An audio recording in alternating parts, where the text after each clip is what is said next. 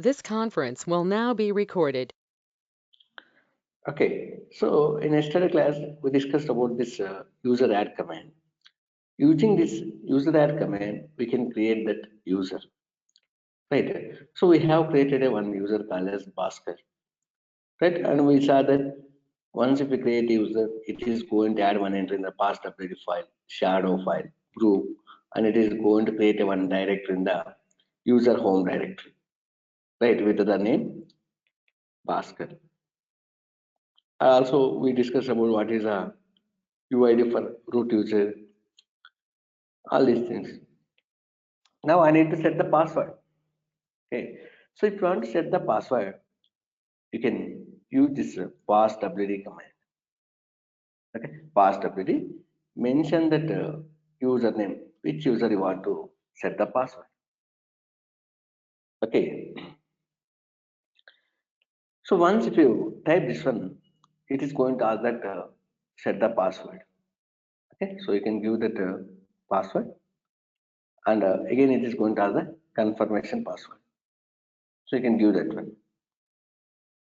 Okay. So once we set the password, we see here three files are there, right? Past WD, shadow, group shadow. This is one of the introduction. Where your password field is going to store. Where your password is going to store. Shadow file, group, past WD file.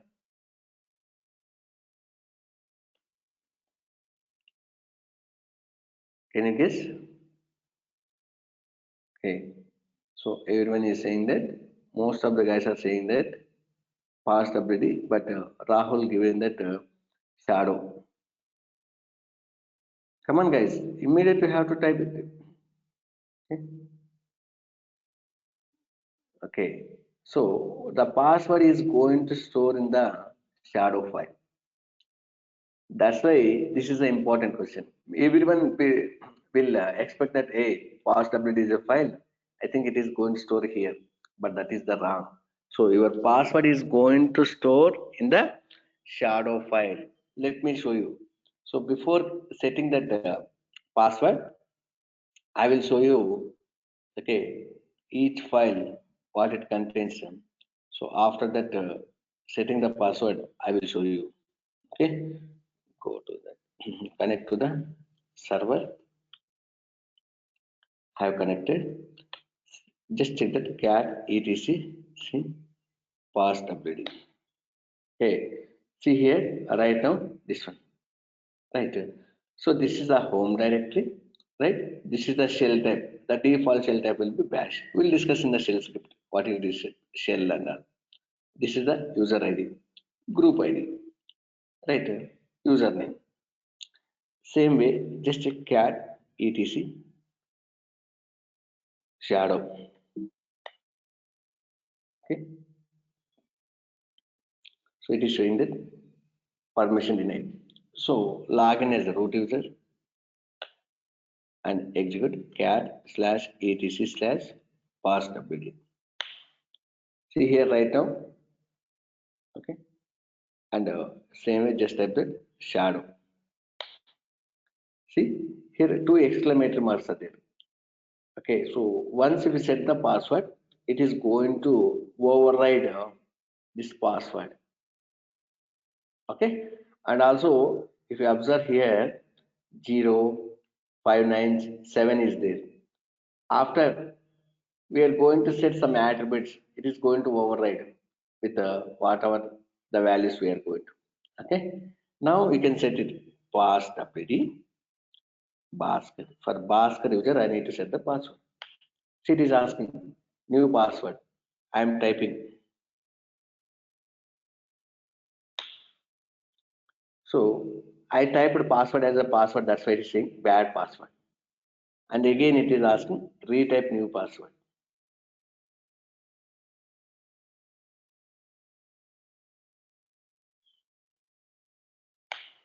See, all authentication tokens updated successfully. All authentication token. Now, if you go and see passwd file, it is not changed anything. If you change, if you check that shadow If you observe, earlier here it was two exclamatory marks was there, and now it is override with the two exclamatory marks with the some encrypted text. So this is your password, but it is encrypted. You are not able to see. Right? See, same way for EC2 user, we didn't set the password. How to set the password for EC2 user? Pass WD EC2 user. Set the password. Again, you can give a confirmation password. Now you set the password. Same way, you can set the password for root user also. Right now, for root user also, we didn't set the password. How? Pass WD root. Even if you don't specify the username, by default, it is going to take that root user. See, earlier, I passed that username along with the pass W command. Now I'm not passing any username. So it is going to take that root user, because I'm executing this command as a root user. So whoever going to execute this command, that username it is going to take. Hit the enter. See, you can specify the username like this one. And even if you don't specify also, it will take the root as a username now. Why? Because I'm executing this command as a root user. Hit the enter. See, changing the password for user root. I'm typing password and retype same password. See, now earlier, if you observe, EC2 user exclamation marks was there, and even root user also two exclamation marks was there. Now we can execute, okay, and you can see that, see, for EC2 user also password has set, right? Even for root user also some password has set, right? So like this, you can set the password using the pass WD command. Now, as a root user, he created a user called as Bhaskar, and he set the password. And we have IP address also, server IP address. Where do you get the server IP address? Here you are going to get.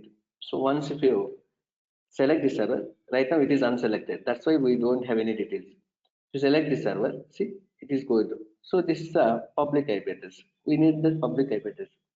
Just these three details is enough to connect to the any server. Okay. Now, as a Bhaskar user, he connected to the server, but he don't like this the default password, whatever that set by the root user. He want to change it. As a normal user, I want to reset my password. So for that one, after connecting to the server, so I'm mentioning the dollar. If I am mentioning dollar means we are executing that command as a normal user.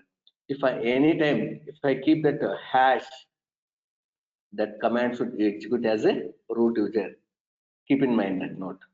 Okay, so now I have connected to this server with this username password.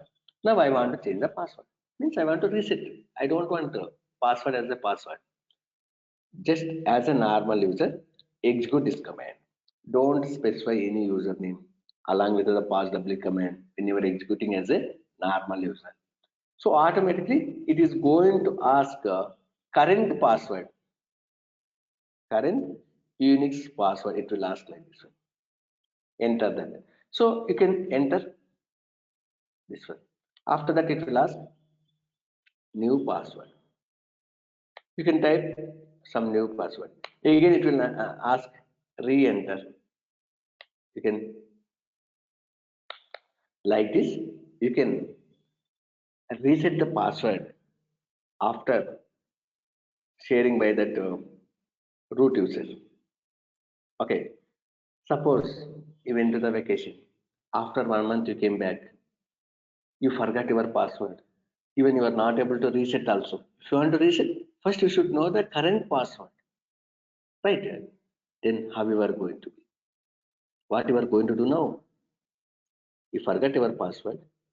and you are not able to reset also, because if you want to reset as a normal user, you should know the current password. Then what you are going to do? Don't worry. Contact to that root user who are having the root credentials. Contact that person as a root user. When he is executing passwd, the username, if you specify, it is not going to ask that the current password. Directly it will say that type the new password, means set the new password. Okay, clear guys? Now if you see here, it is showing that 0 999 7. So these are the attributes. Okay, now we have created a user, we set the password, and we need to set some attributes like password minimum age, maximum age. Before expiring the password, I need to send a notification. All these things I need to set it. Okay, if you see here, by default the password is 0. Maximum password age is 5 nines. Password expiry warning is 7 days. Okay, now I need to change that attributes as per my company security standards. Some companies password every 60 days it is going to expire. Some companies every 90 days. Right? So that is depends on the security standards what they have defined. Okay. So how to set the attributes for your user? For that one, you can use the chase command. Chase which user you want to set the attributes. You can mention that username. Now see, minimum password is 0. See here 0. Okay, so I'm going to set that 90 days. Every 90 days it has to. Maximum also I'm giving the 90 days. See here, earlier it was 5 nines. See the default value. Last password change. See, by default it is going to take the today's date. Today's date. If you want to give any other date, suppose tomorrow onwards you want to consider. Okay, so tomorrow onwards it is going to consider this 90 days. Okay, so after 90 days it is going to be expire your password. If you don't specify anything here, it will take as a defaulted today's date. If you want, you can override it. So I'm not. See, password expiry warning. By default, it is 7. Okay, so I'm giving the 14 days. Okay, so before 14 days, your password is going to expire. You have to send a notification. And password inactive. See, I have given that 90 days my password is. Within that one, okay, if you want to make inactive, suppose if I give that 5, after 5 days, your password is not going to be work, even though it is a working password. It is why? Because we are inactive. By default, this -1. -1 means never it is going to inactive. Never it is going to be inactive. So I'm leaving. Account expiry date. By default, it is -1. Means your account is never going to delete it until unless you have to go and delete it using the user del command. But instead of user del command, after 5 days it has to expire automatically. You can use the 5. Okay, so I'm not giving anything right now. This time explain. That's all. Now, if you go and see in the shadow file, if you observe 90, 90, 40. Okay, so your password related details are available in the shadow file. Got it now? Okay, so again, if you want to reset, you can use the chase bar, the username. Chase username. See, 90 days, 90 days. Like this, you can change it. Clear? So, using the user add command we have created, Using the passwd command, we have set the password. Right. Using the chase command, we have add that attributes. We have set that some attributes. Right. So now we need to create a group. What is the use of group? Why we need to create a group? Assume I have one Linux server, Linux server one. Okay. So in this Linux server, I have total 20 users are there. In this 20 users, 5 maybe DevOps engineers, right? Maybe 5 developers, right? 5 DBA persons, 3 QA, maybe 2 other persons, assume, right? So I have one file called as devops.txt. For all the DevOps engineers, I need to give more level of access, right? So that time, instead of giving each DevOps engineer the permissions, you can create a group, add the users to the group, and give the group level permissions, right? So groups we are going to use to manage the users, manage the users. We are creating a groups to manage the users. Okay.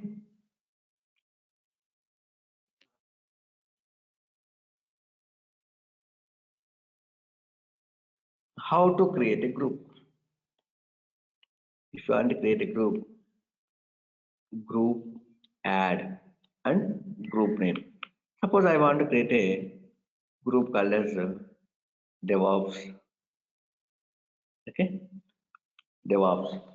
I want to create one group called as DevOps. Okay, so it is going to once you execute group add and give the group name, it is going to create a one group name. So where that group related information it is going to store in the etc directory. If you go and see group one file is there it is going to store that group information. Now if you go and check it cat slash etc slash group, see here, even each user also it is going to consider as a one group by default. Even if you create a file, username and group name will be the same user only, right? If you see here, this is the username and this is the group name. By default, group name also for this particular file, username only. Okay, so that's why even users also going to be considered as one group. See, EC-user, Bhaskar. Okay, this is a group name, DevOps. Now I have created a one group called as DevOps. I want to add this Bhaskar user to the DevOps group. I want to add Bhaskar users to the DevOps group. Okay, so how to add it? So if you want to add this user to that group, we can use that user mod -g group name, and which user you want to add, that username. Okay, user mod -g group name DevOps, username Mithun, sorry, Bhaskar.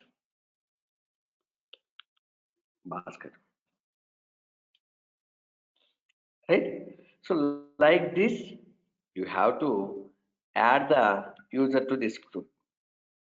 So after adding this user to this particular group, I want to check this user added to this group or not.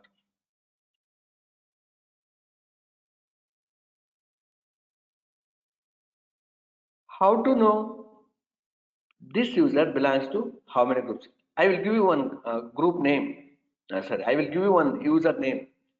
I want to know that that user belongs to how many groups?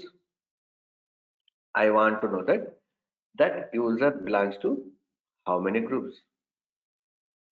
So for that one, we are going to use that ID, mention that username. So what will happen?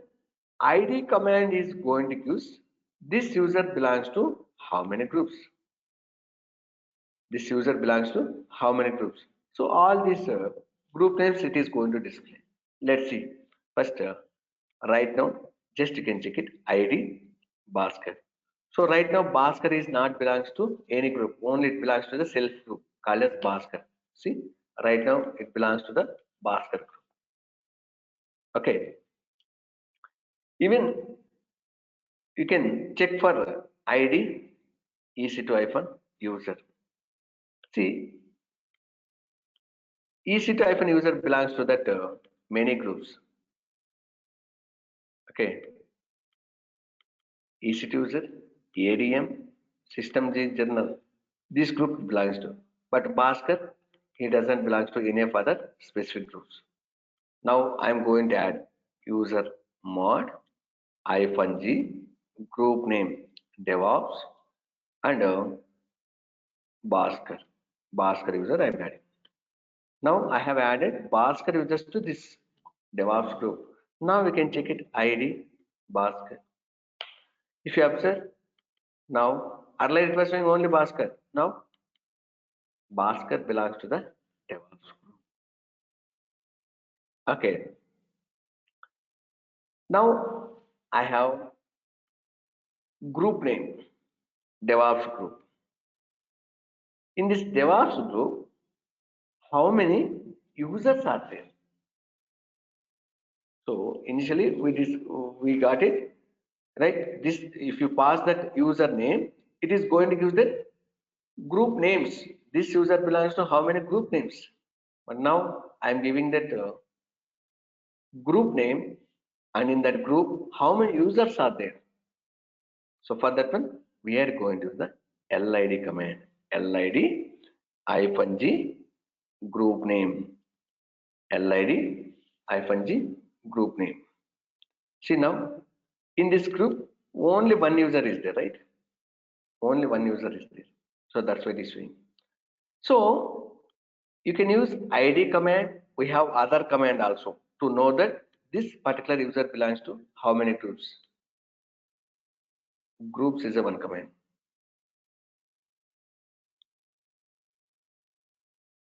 Groups give that username. See, even groups command also,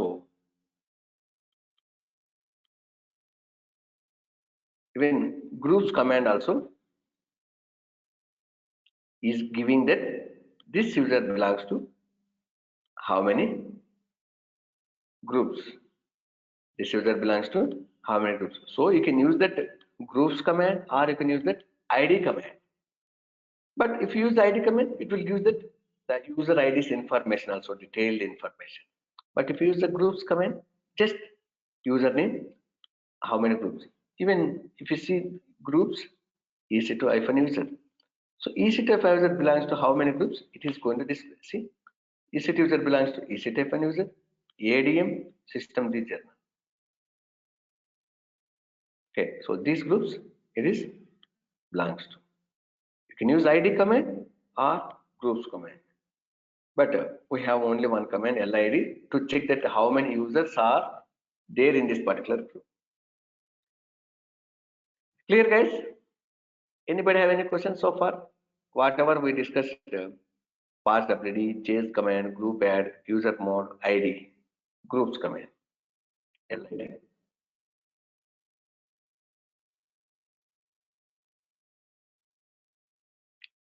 So Kamesh is asking, initially Bhaskar ID is displaying Bhaskar ID belongs to the Bhaskar group. After adding DevOps group, it didn't display. Yes, because by default it was taking that one. So if you have added explicitly, right? So that's why now onwards it is not going to be. It is going to display.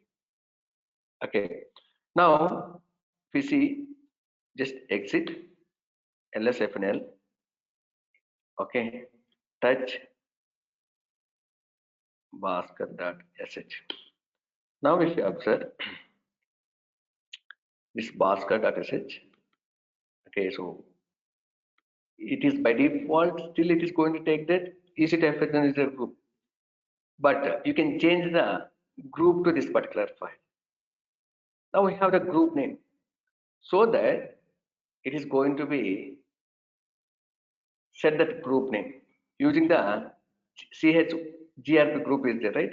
Using that one you can change, but still it is going to default set that group name as a EC-user. We are going to create that file or direct. So how can we remove the user from the any group? See, if you going to give, if you are going to add user mode -a, okay, you can specify n number of group names. Okay, so like wheel is another group. If you execute this command, it is going to add into that two groups. Again, if you execute this one, it is going to remove from the wheels group. Okay, so there is no specific command. When you are adding, just you can specify whatever the groups you want to add. Automatically, it is going to remove that. If you are in other groups, it is going to remove. That's all. Okay. So now we'll discuss about the SU command.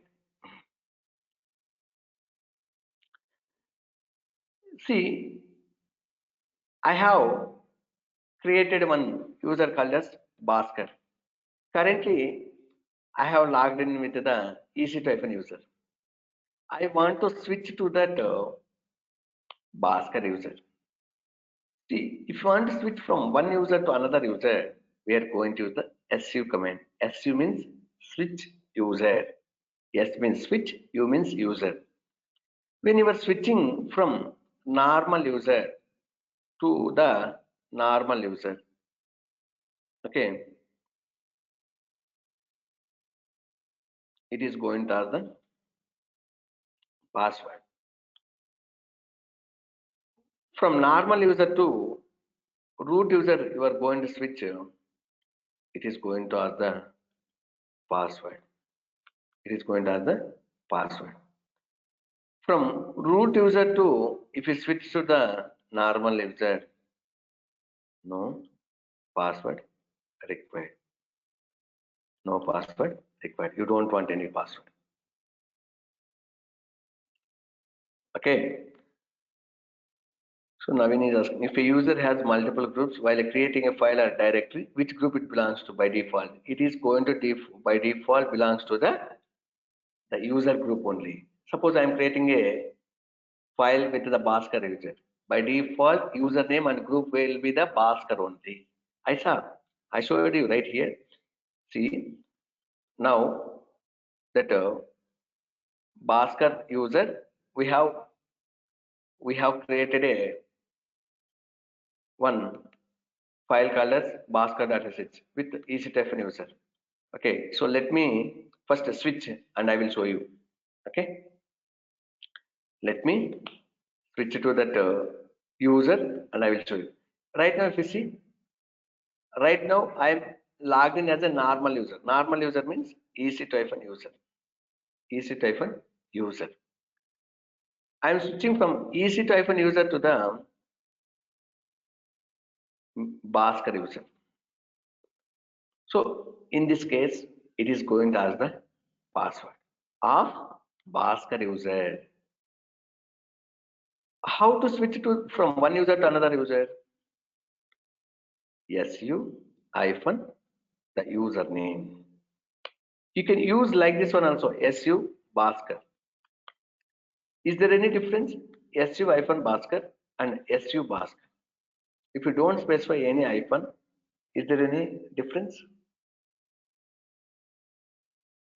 Yes, it will be differences there. Okay. See, if we use like this one, it is going to switch to the Bhaskar user and it is going to pass to the Bhaskar user home directory and it is going to load the Bhaskar configurations, means whatever the profile we have configured, those configurations it is going to. But in this case, just it will switch to the user, but it is not going to point to the Bhaskar user home directory and it is not going to load the Bhaskar user configurations. Okay, so this is the best practice. You should use like this one. You should use like this one. Okay. Now switch now SU hyphen Bhaskar. See, it is asking password of Bhaskar user. I know already because I set the password for Bhaskar user. See, it switched it. Now you can type. See, it is pointing to the Bhaskar user home directory, right? And you can check it. Who am I? See, Bhaskar user is there, right? Now I will switch to from normal user to the root user, Bhaskar user to the root user, SU hyphen root. See, you can specify SU hyphen root or just SU hyphen. Even if you don't specify any username also along with the SU command, it is going to take that root user. Okay. Even if you don't specify the root user name, it will take the root. See, it is asking the root user password. Just type. If you observe, it switches to the root user, right? And you can type, this is a root user home directory, and you can type which user you logged in. See, root. Okay, along with the SU command, even if you don't specify that username, by default it is going to switch to the root user. Clear? Now I am switching from root user to the normal user. This time, do we require the password? No need. Now SU hyphen EC2 hyphen user. SU hyphen EC2 hyphen user. Without asking the password, it is going to switch. Now see, just type PWD. See, and just type who am I? See, it is giving the EC2 hyphen user. Clear? Okay. We have created user. We have switched from one user to another user. Now, assume whoever have that root credentials, okay, he is going to that 1 month vacation. Okay, assume your team lead having that root credentials. He is going to that 1 month vacation. See, without logging into the root user, you are not able to install the softwares. Yes or no? We are not able to install any packages. And we are not able to create the users. See, the administration activities we are not able to perform if you don't have the user root credentials. Right? Then how we are going to perform when he is not available? So we need to wait until he will come back. No, right? So what we'll do? We are going to identify in our team who is technically a person strong. Okay, for that guy, we are going to give that sudo access. Okay, sudo access. Sudo access means whatever that root user have that privileges. If you give the sudo access to the normal user, any normal user, even that normal user also going to get that root privileges. He's going to get that root privileges. Okay, how to give the sudo access? How to give the sudo access? See, if you want to give the sudo access, we need to add the user into that sudo s file, which is available in the etc directory. Sudo s is the one file. Just if we add that user to whom we need to give that sudo access in the sudo s file, automatically it is going to get the sudo access. But this is not a good practice. Directly opening that file and adding into this file that user is not a good practice. I will tell you. Just execute that vsudo command. vasudo. vasudo. Okay. Once we execute this command, it is going to open this file and just type I, it will come insert mode. You can add it. See, even if you type this command also, it is going to open this file. Directly we can open this file and we can add it. Then what is the difference? What is the difference? So many Linux admins are there, right? So what is the difference? If you open this in this way using the vsudo command, anyway it is going to open this file, right? Directly we can open using the veditor. It may not corrupt. Naveen is saying that it may corrupt. It is not the corrupt. Okay. See, if you open the file using the vsudo command, it is going to log this file. Okay. Others not able to open that file. Okay. So that concurrently users are not able to update that file. Others are not able to update until you can close that file. Okay. But if you open like this one, others also can able to open simultaneously. So that time it may be going to mess up that file, right? So some person is opening that one and meanwhile you are also opening that file and you are updating something in the same line. So that's why you should go with vsudo command. Just if you execute this command, okay, login as a root user, okay, and execute vsudo command, okay, just scroll down.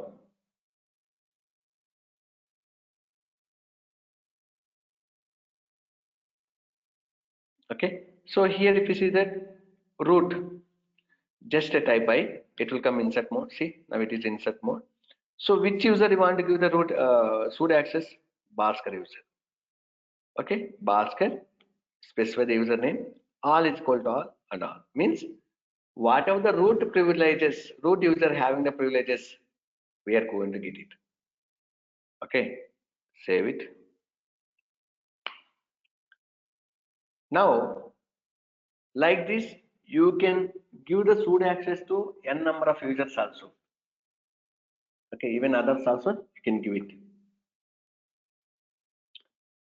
Now, switch to the Bhaskar user, sudo, no need, just su hyphen Bhaskar. Now I switch it to the Bhaskar user. Bhaskar user have the root privileges now. He can create a user add Balaji. Let's see whether I can able to create that Balaji user or not. Still it is saying that permission denied. Okay, permission denied. Why? You have the sudo access, no? So if you execute like this one, what your operating system is going to understand, this command is executing as a root user. Okay, as a root user only you have to execute it. But Bhaskar user have the sudo access. So you should use that sudo command before that any of that command. Okay, so now it is going to create a one user called as Balaji user. Okay, see, it is asking the password for Bhaskar user. And see, we trust you have received that user lecturer from that local system administrators. Why? Because Bhaskar is a normal user. Now we were doing that administration task. So when you are doing administration task with root privileges, right? If you don't have enough knowledge, your server may going to be crash because you are going to execute different commands. Now you have the privileges. See, with the great power comes great responsibility. Now you have great power, right? Don't type whatever the command you like it. Okay, and see, respect the privacy of others. Now you have that more privileges. You can go to the other users home directory also and you can see what they have, but don't go and see. Okay, think before you type. Whatever you are going to type, think one or two times what this command is going to do. Okay, and type that username for Bhaskar. So now it has created a user called as Balaji. Now if you want, you can go ahead and verify it in home directory. See, Balaji user has created, right? So now I need to set the password. So password also you have to type it, but you should use the sudo guys. Without using the sudo, it is not going to work. Sudo passwd and Balaji. Set the password. Again, I type the password as a password. That's it. See, we have set the password. Okay, now Bhaskar user can perform all the administration tasks. Is it possible to give only for some commands as a administration, admin access? Yes, we can do that one also. But now all is equal to all we have mentioned, right? Means whatever that root user having privileges, all the privileges Bhaskar also have that. Okay. See, here sudo represents that you have that sudo access. Sudo access means the root privileges. Okay, so whatever the root having that privileges, you are going to get. Clear? So if you want, you can create a group also. Sudo group add DBA. DBA group is created. If I want to delete the user del Balaji. See, if you use user del means user delete. However, user add, user del. Okay. If we execute like this one, it is going to delete the user, but it is not going to delete that directory from the home directory. So if you want to delete the directory in the home directory also, you have to specify that -r. Now if you check it, ls-l/home. See, in home directory, Balaji direct has deleted. Earlier it was there. So if you don't specify, it is not going to delete that one. If you specify -r, it will delete that one. Okay, clear? So like that, you can delete that group also. Group del. Group deletion. Group del means group deletion. Group del. Okay, group name DB. It is deleted. So like this, now as a normal user, Bhaskar also can perform all the administration related tasks. Okay, clear guys? So anyway, we are not going to do much all these things. We are going to create a user and we are going to set the password. We are going to add to that user to that particular. Okay, so these three commands we are going to use in the Docker. Okay, so we are going to add one user to the Docker group. So that time, see if you don't know all these commands, you are not able to. Anyway, as a DevOps engineer, we are not going to perform all these administration tasks. Okay, clear? So the next important commands are remote access related commands.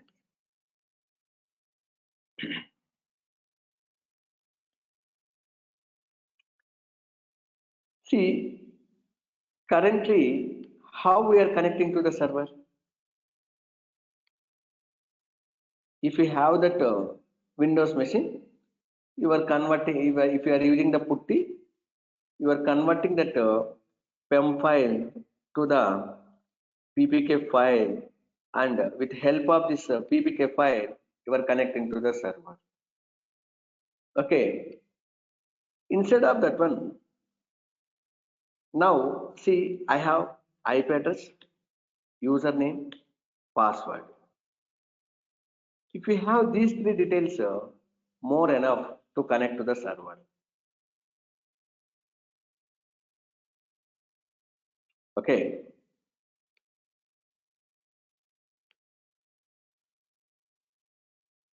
how to connect it? See, for this one, we are going to use that SSH command. SSH, okay, username @ IP address. Okay, username. Yes, you can use that IP address or the DNS name here. Okay, so guys, IP address or host name. If you have anything, that is fine. Okay, once if you hit the enter, it is going to ask the password. You can type the password. So it is going to connect to the server. So SSH. Now we know that username Bhaskar @ server IP address. You can go here. See here. Once if you select the server, okay, automatically it is going to display the details here. Right. This is a public IP address. Take this one. Once if you hit the enter, it is going to ask the password. So I have a password.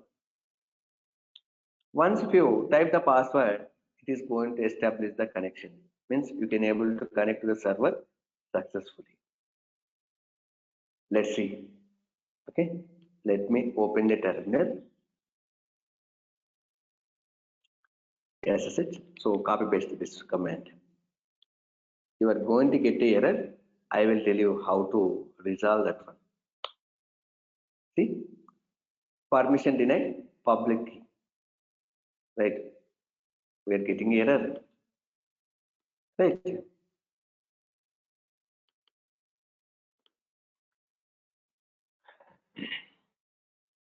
Then how to fix it? Maybe you have a question, sir. You are using the MacBook. In the MacBook, you executed this command. Just open the terminal and you have executed this command. I'm using a Windows machine where I can execute this command. Hmm? See, command prompt, it is not going to work. Just if you type, okay, so I will give you this command. Just open the command and if you execute it, it will say that SSH command not work. Okay, putty. So Okay, putty, I can agree. But very first time, if you open the putty, what it will ask? It will ask that IP address, right? Username. It is going to ask, and it is going to, once if you type, it is going to ask the password, right? Where I need to execute the command like this one, SSH command. You can install that one SSH tool git bash. Okay, so we can use this git bash for our SSH tool also. See, everyone have this URL, na? Yes or no? In this URL, once if you open, see here, git bash, git bash. Click on this one. So it will take you to the official download page. See, Windows. Just click on this one. Automatically, it will download that Windows version of Git. Windows version of Git, and you can install it. That exe file it is going to download. Just double click on that one. Next, next, next, next. Okay, so it is going to install it. After that, open the git bash. How you are going to open? In the left side down, you will see one search option, right, in your Windows machine. There you can search with git space bash. It is going to show that option. Select that one. Once if you select that one, it is going to open one command prompt. So like this one. Okay, with the black screen, white and some colors with this character text right here. So there you can execute this command. But by default, your EC2 instance is not going to allow you to log in with the username password. You have to log in with username with the key file. The key maybe it will be a PEM file or PPK file, right? But I want to log in with the password. So for that one, you have to do some configurations. See, for that one, guys, I have created one blog. So click on this follow blog URL for more DevOps material. Click on this one. It will take you to this one. See, Mithun technologies-devops.blogspot. So it is showing that, see, sensitive content warning. See, in this blog, I kept some passwords. Okay, so it is a violation. Okay, but anyway, those are the standard username password for some DevOps tools. I understand. Click on this one, and I wish to continue. If you see here, click on Linux. Linux. If you see here, step two, create passwordless SSH between two AWS. This is one. Don't go that one.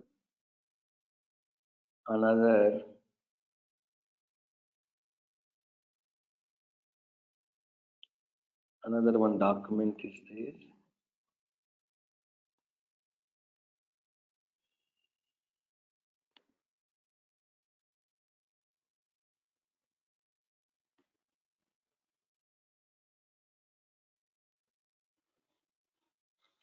Let me go to the video. Even videos also I did. So this is my blog. This one my YouTube channel. Click on playlist.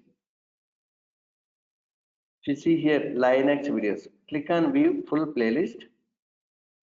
See here AWS password login configuration. I have created one video. Just go to this one. Click on this one. See here I have created this blog. Click on this one. So this is my blog. AWS password login. AWS password login. Okay. Here if you see that 4 steps are there. So it is under the labels Linux only. I don't know why it was not showing. Okay. See, if you want to log in with the password, you should do some configurations. What are the configurations? So first connect to the server with the PEM file or PPK file. I'm connecting with the PEM file. I have connected. Switch to the root user. Sudo su hyphen. I have switched to the root user. Then, sir, if you observe, if you want to switch to the root user, okay, just you can execute su hyphen. Also, it is going to. But you are using the sudo. Guys, by default, EC2 user have the sudo access. By default, EC2 user have the sudo access. Okay, that's why just if you use the sudo su hyphen without asking the password, it is going to connect. If you don't use sudo, just if you use su hyphen, it is going to ask the password of root user. That is the difference. See, you can use like this one or just simply su hyphen. So in this case, no password it is going to ask. But in this case, password is required. Password is required. So Shiva is saying, is it about AWS access key and secret key? No. So that is for connecting to your AWS account, Shiva. But now we are connecting to the EC2 instance. Okay. So I have switched to the root user. After that, we have one file called as sshd underscore config file, which is available in the etc directory. There you will see one directory called as ssh. So you have to update this file sshd underscore config file, which is available in the etc ssh directory. Hit the enter. So here we have one field called as password authentication. By default it is no. So this parameter by default is no. You have to make it yes. So how to search this one? I have opened this file. I want to search / paste it. See, password authentication here. Password authentication. Two places is there. Password authentication yes is there. Password authentication no is there. But if you see here, they have commented this line. Okay, so leave that one. Come here. Just instead of no, you can change it to the yes. Save it. Escape colon W. Got it, guys? How to come here and how to change this one? Save it. Now you have updated password authentication field no to yes. If you do any updates in this particular file, you should restart the service. Okay, so service name is sshd. How to restart it? What is the command for restarting the service? You can use that service command or systemctl command. Service name, restart. Restart means it will stop and it will start immediately. Okay. Clear? So see here I have documented. First login into EC2 instance with PEM file or PPK file, then switch it to the root user. Okay, I have logged in and I have switched to the root user. Then so for EC2 user, if you didn't set the password, okay, if you didn't set the password, you can set it. So already we set the password. Then update this file with the password authentication is. Then restart the service. So Govind is asking, will this enable for all the users? Yes. Now EC2 user have that, root user, Bhaskar user. Now you can log it with any of the user with username password. Okay. So now disconnect. disconnect the server. You have disconnected. Now you can go and execute this command now. Now you are not going to get the error. See, it is asking the password. Earlier we are getting the error. Yes or no? Now I'm typing password. See, I have successfully logged in. Clear? Same way, now you can use SSH EC-user also.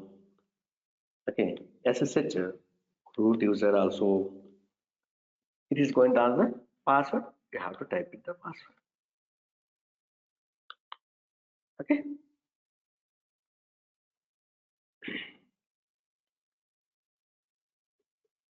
Clear, guys? Anybody have any questions on this SSH command? Okay. See, Shiva, can we set up the passwordless login with SSH-keygen and yes, we can do it. We'll discuss later. So if you want to go through that one, I have created very good videos. Go through this one. See here in this playlist. Okay. So guys, you should finish this before coming to the next class. AWS password login. Okay. Connect to the Linux server using the git bash, using the SSH command. Okay. Connect to the Linux server using the WinSCP. See, so far we are connecting to that through SSH tools, right? And we are executing some commands. Instead of that one, you can connect to that through FTP tools. Okay, through FTP tools. But when you are going through these two videos, okay, connecting through Linux server using the SSH tool, using the git bash and WinSCP, first you should finish this password login. Then only it is going to allow you to log in with the username password. Okay. And whatever the Shiva is asking, this one, passwordless SSH between two A's. See, Shiva, if you want, you can go to this one. Okay. So guys, if you want, you can go through this one. See, before coming to the next class, you should finish all these Linux related videos. From here, AWS password login, connect to Linux server using the git bash, Linux, connecting to the Linux server using the WinSCP, passwordless SSH. So if you want, you can skip this one. Anyway, we are going to discuss later about this one.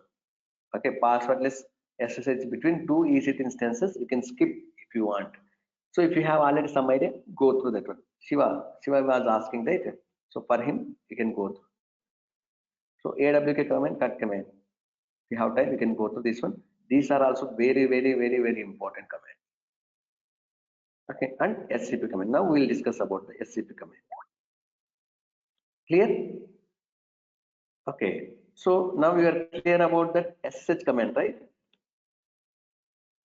So we'll discuss about the SCP command. SCP command. SCP means secure copy.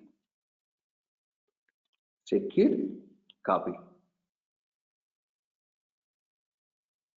Okay.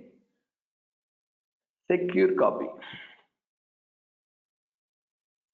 See, if you want to copy the files or directories within the server, we are going to use the cp command. Right? We used already this command. See, I have that two servers, server one, server two. Okay. So I have in the server one. Okay, I have one file. Okay. So let me draw that one. This is the server one, Linux server one, and this is the server two, Linux server two. From server one, I have one file called as devops.txt. I want to copy this file from server one to server two. I want to copy the file from server one to server two. Okay. How you are going to copy?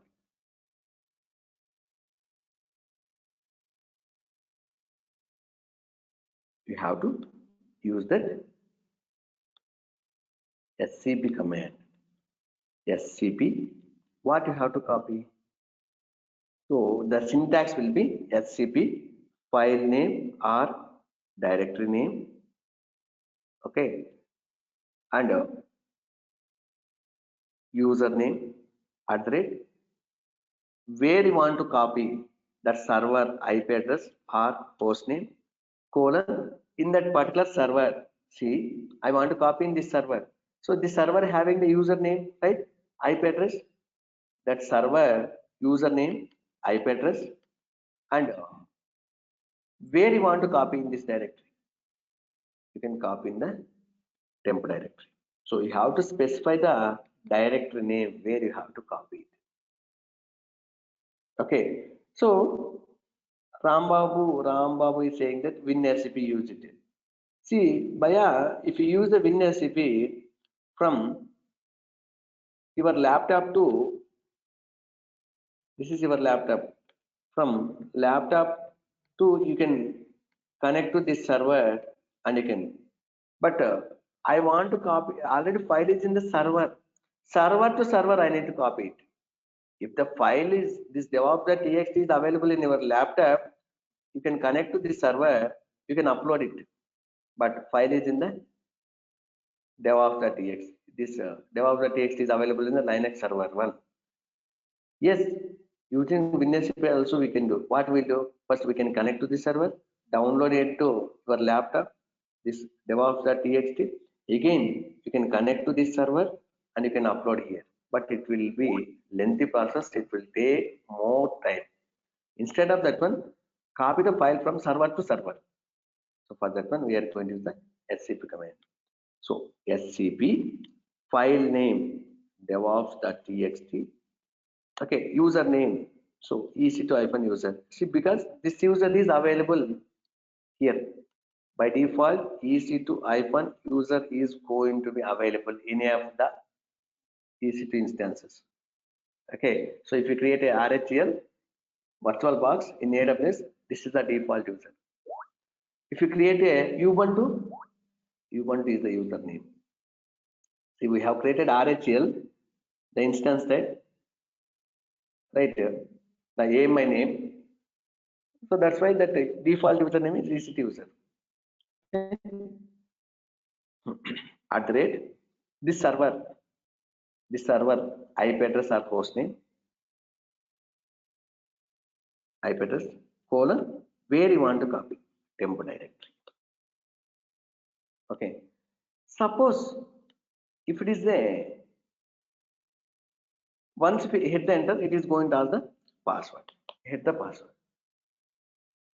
Guys, when you are doing this scp command, make the passwordless authentication in Linux server 1 and Linux server 2 also. Okay, in two servers you have to make sure do that password authentication. So this scp command you have to execute here. Okay, how? Scp file name devops.txt. Okay, server 2 username. Okay, at the rate server 2 IP address or hostname colon temp directory.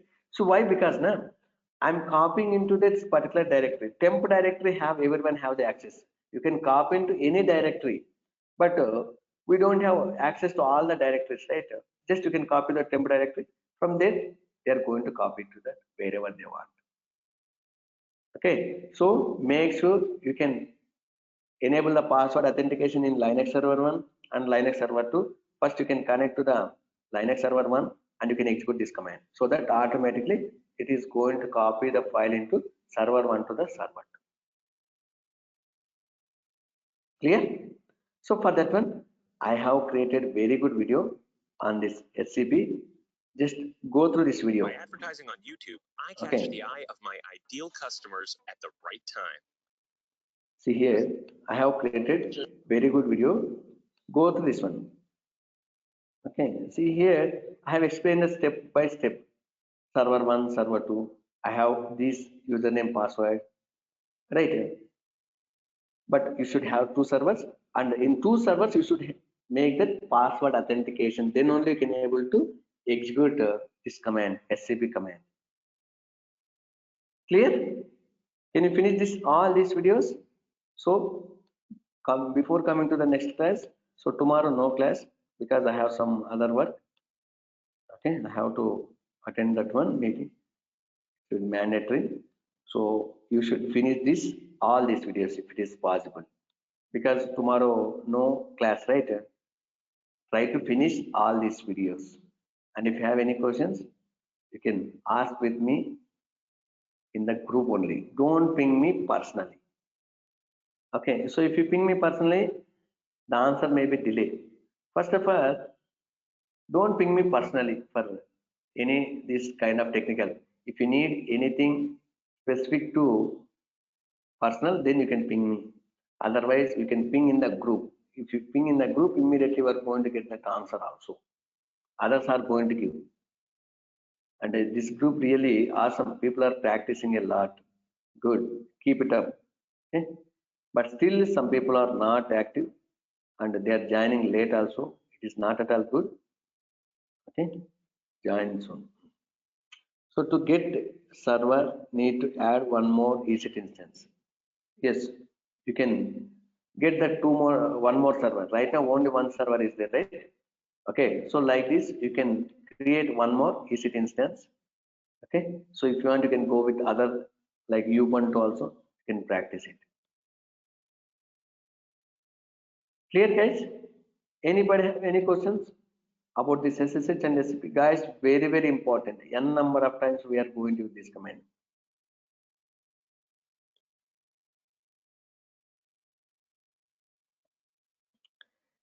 Yes, Shiva.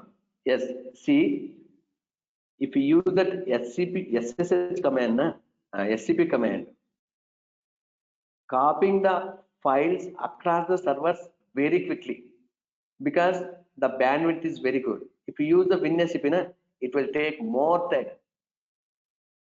That is what I observed many times. So that's why I have explored.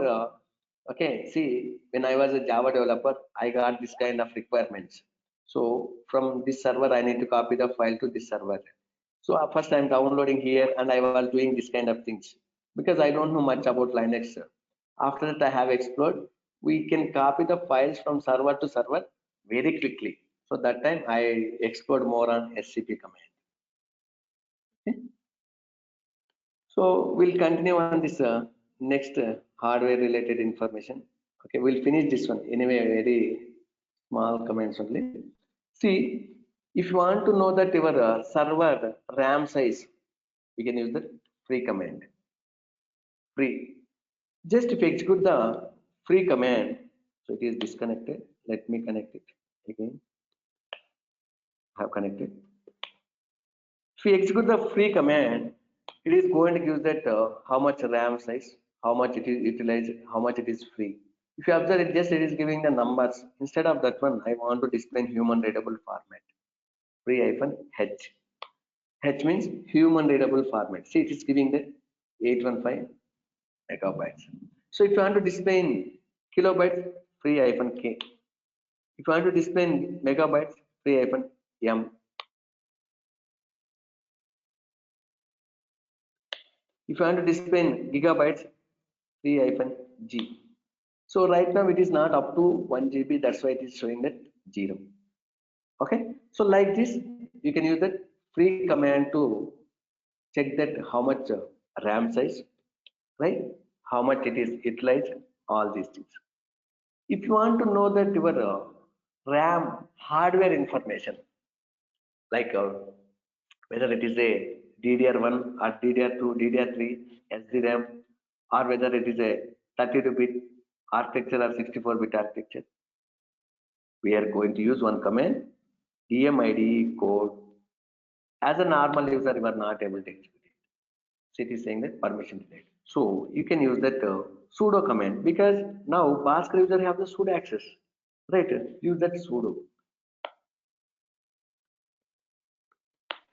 If you observe now type 17, it is see DMID code, it is going to give more information. If you see here under type 17, it is going to give that okay, whether it is 64-bit okay architecture, and also if you see here type, it is showing that RAM. So for all the virtual machines,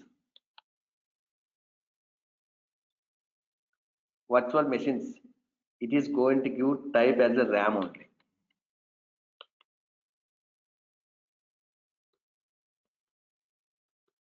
If on-premises servers, okay, the type it is going to show that SDRAM, okay, DDR1, DDR2, it is going to show here. See what are the type here, na? RAM. For all the virtual machines, for all the cloud servers, it is going to show that RAM. So here on-premises servers means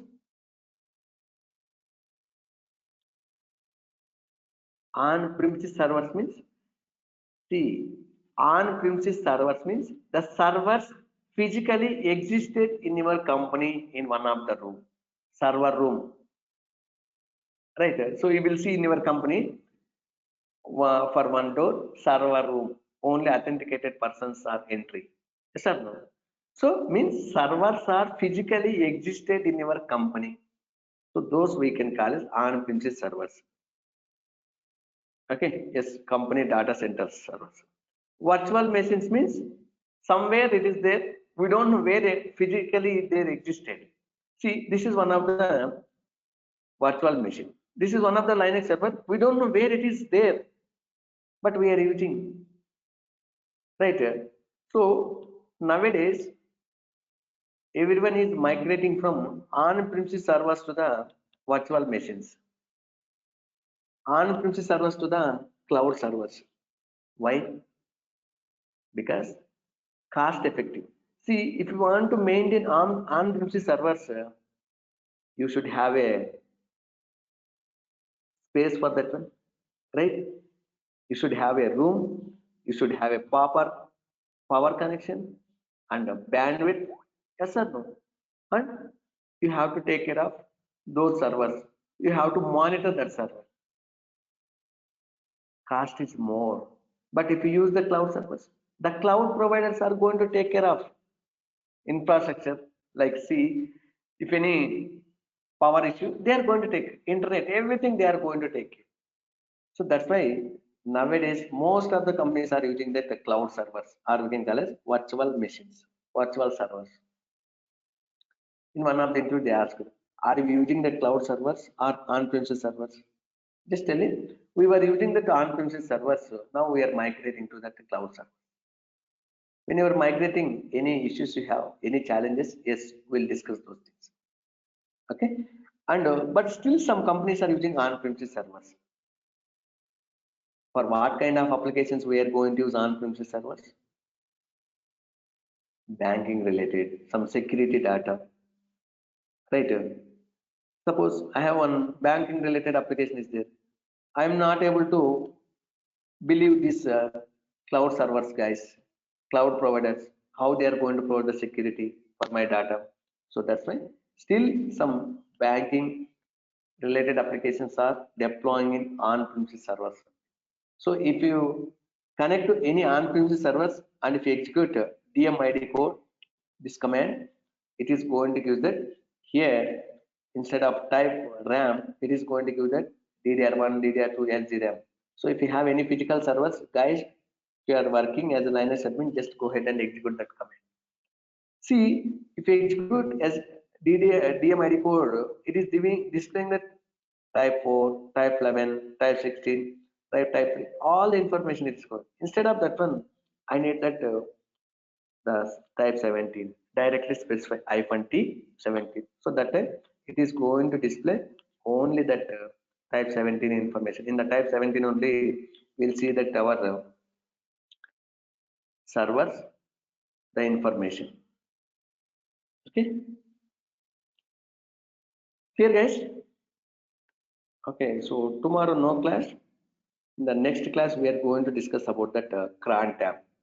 It is very important, this cran tab. Okay, so once we'll finish the cran tab, we'll go to that this slide of comments are there. Okay, we'll discuss. Clear, guys? Anybody have any questions so far? Okay, so we'll discuss next class on this cran tab. Very important. Don't miss it. This one. Okay, so we need the 2 more classes for Linux. Our next class will be on, guys, 22nd. So 21st tomorrow, no class. Our next class will be on 22nd at 6 a.m. IST. Okay, thank you.